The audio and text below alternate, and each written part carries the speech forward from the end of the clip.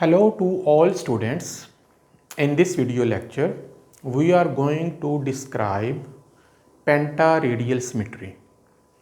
In animal kingdom, some animals, but most of the animals are symmetrical. And there are different types of symmetry found in animal kingdom, like bilateral symmetry in humans, radial symmetry like in other animals like cnidarians, and there is a special symmetry which is known as pentaradial symmetry, which is only found in animals of phylum Echinodermata. Echinodermata animals usually have sea stars, which is we're going to take an example to study pentaradial symmetry. So first of all, we will look at the structure of a sea star or starfish, which is usually known as Asterias rubens. If we look at the structure of a sea star, it is composed of a central disk, and around this central disk, which act like an axis, there are 5 arms projecting out from this disk. This disk is just like my hand. It has aboral surface on the top and oral surface at the bottom. There is a mouth on the oral side and there is anus on the aboral surface. So, pentaradial symmetry is a type of symmetry in which body parts like arms and other body organs are arranged in 5 or multiple of 5s. These are 5 arms, it may be 10, 15, 20, but most of the cases these arms are in 5 in number, around an oral aboral axis. So this is the central oral and aboral axis around which all the body parts are arranged. Such a symmetry is known as pentaradial symmetry. Pentaradial symmetry is adaptive for those animals which are sessile, sedentary, or they show very little movement. So if we look at the life of a sea star, they usually spend most of their life attaching with the stones or any other substratum or the surface in the ocean. So that is why they have pentaradial symmetry.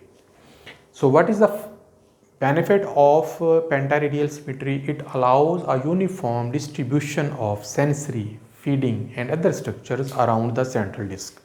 So this is the central disk, and all the body parts for locomotion, for feeding, for sensory function or any other body parts are arranged equally around this central axis, which helps these fishes, these sea stars, to live a better life in the ocean. Now we are going to talk about one more species which belongs to phylum Echinodermata. This species, its scientific name is Sclerosterias contorta. This species lives in deep oceans, deep seas, and the young sea stars have 6 arms instead of 5, as you can see in this diagram. So 1, 2, 3, 4, 5, 6. This sea star has 6 arms. Now what is going to happen at maturity?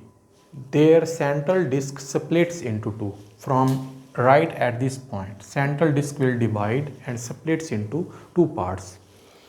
Then what will happen? Each half of the sea star grows 2 new arms instead of growing 3 new arms. So it is basically conversion of hexaradial symmetry to pentaradial symmetry. This type of reproduction, which is in the form of budding, is known as fissiparity. Fissiparity.